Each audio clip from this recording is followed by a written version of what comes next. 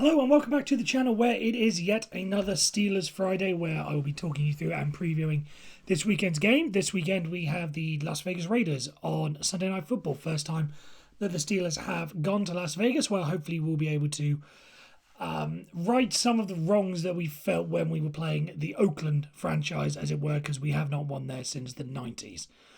We've had a couple of bad results since then, a couple of dreadful results since then. I still remember streaming the Terrell Pryor, I think it was 98 or 99 yard touchdown run a couple of years ago. That still haunts me to some extent. But again, hopefully with this new era, new location, whatever, we can forgive and go past all the curses or whatever you want to put on that situation. But before we get into the actual game preview, I figure we may as well kick off with the injury report. Now, I'm taking this from Steelers.com. Their latest update was 3 o'clock. It is now 20 past 5 Eastern Standard Time. So obviously by the time this goes out, things may have updated. So I'm going off the latest information. The main one is that everyone on the Steelers side, everyone full participant. There was obviously some concerns during the week. Obviously, Minka Fitzpatrick had his chest injury that got picked up from the game against the Browns. Taken to the hospital as a precautionary measure. I saw some reports it was a collapsed or punctured lung or whatever. Obviously, fears of Minka Fitzpatrick demise have been greatly exaggerated and all that stuff, so it looks like he's good. Everyone is a full participant with the one exception of Gunnar Olszewski, who is out with a concussion. Obviously had to be taken out of the Browns game as well. Now, I kind of want to start with that. And whilst I'm not happy that Gunnar Olszewski is injured. I never want any Steelers player, regardless of the situation, to be injured. And I do think Gunnar Olszewski does offer something to the team. However, I do think there is some benefit with him being out, because that means we're going to likely lean on Calvin Austin for kickoff and punt returns. And I just think Calvin Austin is a little bit more electric and a bit more of a playmaker when it comes to special teams. So the fact that we are likely going to have him, even Anthony McFarland, if he decides to take, or Mike Tomlin decides to give him the role, if it's him, I'm much more happy with him than Gunnar Olszewski. So again, whilst I'm not happy that Olszewski is injured, I think there are some benefits to come out of it. And on the Raiders side, the main one, there are a couple of injuries, but the main one is that Tyree Wilson, their first round pick from this year, number 7 overall, the pass rusher, is questionable with an illness. Again, this is the latest report. Maybe he picked himself. No, maybe by the time the game comes around, Saturday, Sunday, he manages to get himself in a better position. But again, back to what we've been saying in the past couple of weeks, if he's not 100%, which you'd imagine probably not, then that takes away again some of the burden on the Steelers offensive line, who've already got to deal with Max Crosby as well. Very, very good defensive lineman. So one threat taken away, gladly, perfectly happy. Right, now onto the actual game preview, where you can pretty much just copy and paste what I said for the Browns preview onto this game, because it's pretty much the same thing. In that, got to stop the run. Obviously, we had Nick Chubb, replaced by Kareem Hunt. Nick Chubb for the Browns game on Monday. We all know how that came out. And I think it's fair to say if Nick Chubb stayed in the game, the Steelers lose that game, because there was just no way we were stopping him. Now we're going up against Josh Jacobs, where hopefully it's the same incentive again. And hopefully, it has been drilled into them that this is not acceptable, given the way that Nick Chubb tore us apart on Monday. This is the way to say, right, we need to do something. We can't do this. We can't do this again, especially someone as talented as Josh Jacobs, and especially when you look at the games we've got coming out. We've got to play the Ravens twice. The first one in a couple of weeks. You got to stop the run if you want to play. If you want to beat the Ravens. Moving forward, with the Bengals and Joe Mixon, and there are plenty of running backs that the Steelers are facing this year that can cause us problems. If we don't start solving the problem now, when are we going to? So, same points about Nick Chubb, same about Josh Jacobs. Middle linebackers have to be more effective, or at least more dominant than they were.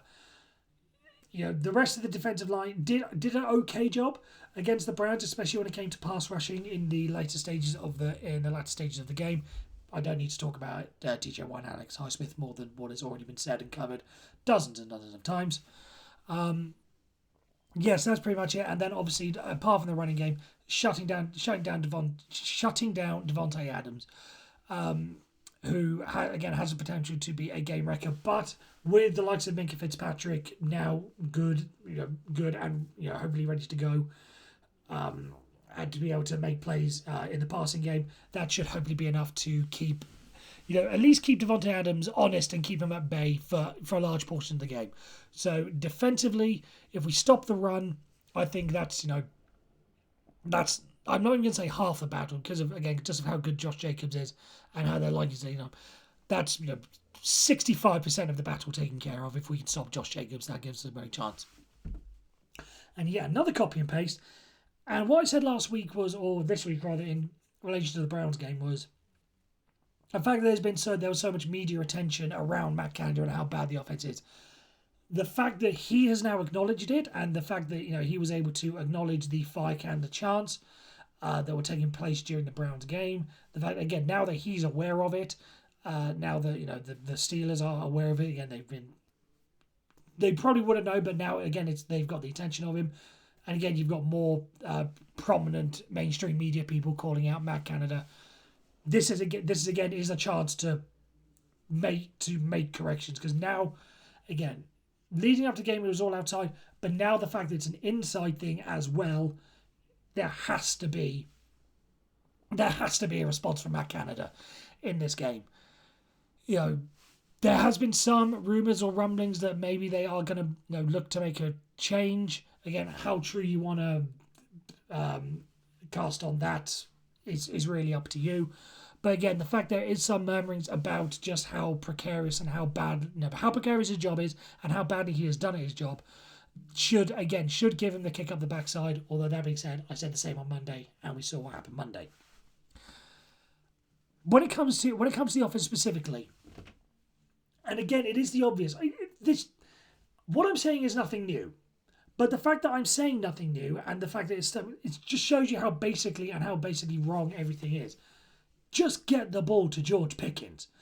We've seen what he can do. And the fact that they were so hesitant to throw it to him. Again, some of it is definitely on Kenny Pickett. I'm not absolving or giving the blame 100% on Matt Canada. There are some things that Kenny Pickett's fault. I said that in the review on Monday.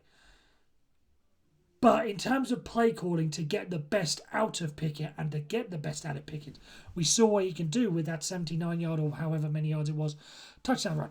He doesn't necessarily have to be a deep threat. Put him across the middle. He can burn players. So get the ball to George Pickens as often as possible, because he is someone that, against his Raiders defense, I can imagine having a very good game.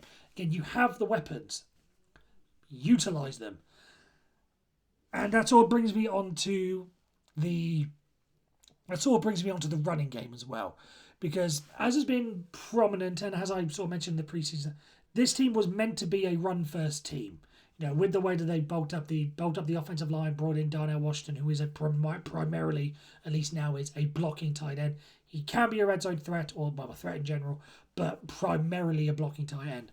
Run the ball and get the best out of Najee Harris. I'm not one of these people that has given up on Najee Harris and said he's a first-round bust or whatever. I'm not at that stage of proceedings yet. I think that if you combine the two, Najee Harris and Jalen Warren, this thunder and lightning duo, there is a lot there that they can work in tandem off each other. We've seen Najee Harris is the bulldozer that clears the path. Jalen Warren knocks him down with his speed and capability.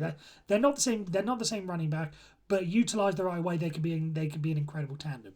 That has to be established. I think that's another thing. Sort of moving forward, it is still early in the season. There are still chances to correct mistakes and everything. But establishing a dominant run game. If we can do that, and again, take our defense off the field, give them the rest that they need. We showed against Cleveland. In the right situation, once they've got the right time and they've got the energy to make plays, they can make plays. But they need to be given the chance, and to do that, you need to dominate the clock. You need to run the ball. And I just don't think we've done that effectively yet. So that is my keys to the game. Get the ball to George Pickens, make him the number one threat, as he should be. make him the number one threat, and establish the run game. If you utilize play action as well if you have to. But those are, if we can do them successfully, then that is what we are going to win this game. And I want to say comfortably as well, because the Raiders do not strike me as a team that I think I said in my precinct, I don't have the Raiders doing very well at all, especially in the AFC West. So this is a team that can be got, but we need to do it the right way, and we need to be, aggressive in the run game to set up the passing game.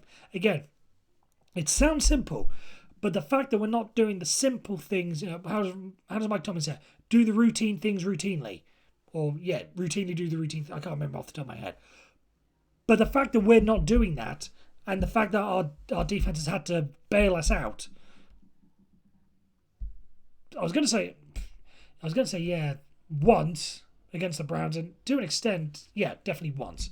I was going to say, for some reason, I've already forgotten the San Francisco game in my mind. It's just I forgot completely how that played out. I thought we were competitive, but we were in the second half. To keep the game somewhat competitive, or at least to stop the bleeding, as it were. We've shown what we can do. We just need to keep it consistently. But the fact that we haven't been able to do it just is the infuriating bit. So if I were to give a score prediction for the game, I'm going for a Steelers victory, and I will go for if everything going well, I'm going for a 23-10. I'm going for a 23-10 Steelers victory. Let me know what you guys think. Let me know in the comments. Hit me up on social media as well, and feel free to like and subscribe to the channel in whatever way you see fit. Other than that, you guys take care, and let's go Steelers.